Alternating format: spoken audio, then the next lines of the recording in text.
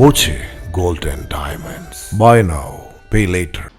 Pattambi oxygen park മന്ത്രി P Prasad ഉദ്ഘാടനം ചെയ്തു.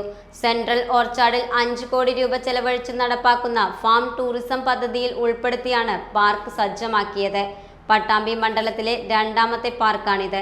കാർഷിക വിപണന കേന്ദ്രങ്ങൾ, ആംഫി തിയേറ്റർ, ഏറുമാടങ്ങൾ, വാക്വേ, കുട്ടികളുടെ പാർക്ക്, കഫേ തുടങ്ങിയവ സജ്ജീകരിച്ചിട്ടുണ്ട്.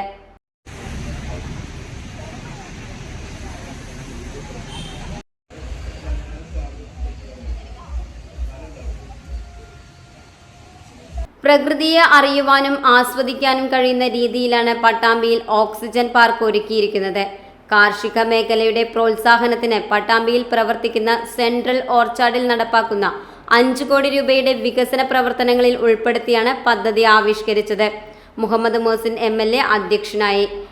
മികച്ച ഒരു കൃഷി മാത്രമല്ല, ഏറ്റവും മികച്ച പ്രോസസിംഗ് യൂണിറ്റ് മാത്രമല്ല, നിരവധി വാല്യൂ ആഡഡ് പ്രോഡക്റ്റുകൾ ഉണ്ടാക്കാനും നാളികേര കർഷകർക്ക് ഏറ്റവും പ്രയോജനം ചെയ്യുന്ന രീതിയിലുള്ള ഒരു വലിയ സംവിധാനമായിട്ട് അത് മാറും. അത്യാവശ്യം വേണ്ട ഫുഡ് പ്രോസസിംഗ് യൂണിറ്റ് കൂടി ഇതിന്റെ ഭാഗമായി നമ്മൾ ലഭ്യമാക്കാനുള്ള ശ്രമങ്ങൾ നടത്തിക്കൊണ്ടിരിക്കുകയാണ്.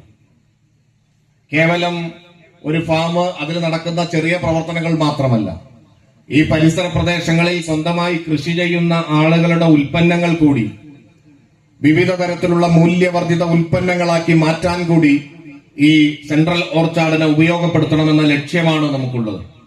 അപ്പൊ അതിനുള്ള കൃത്യമായ ഒരു പദ്ധതി തയ്യാറാക്കിയാണ് നമ്മൾ മുന്നോട്ട് പോകുന്നത്. അതിന്റെ ആദ്യഘട്ടം എന്നുള്ള നിലക്ക് കൂടിയാണ് ഇവിടെ ഇത് തുറന്നു കൊടുക്കുന്ന പ്രവർത്തനം നടപ്പിലായിട്ടുള്ളത്.